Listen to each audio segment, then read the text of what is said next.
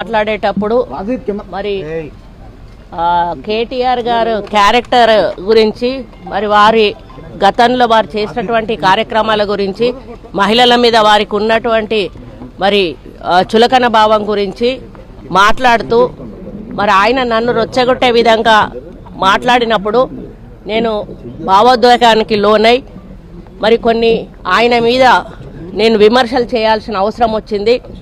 ఆ సందర్భంలో నాకు ఇంకెవరి మీద కూడా వ్యక్తిగత ద్వేషం కానీ మరి వ్యక్తిగత కోపం కానీ లేదు.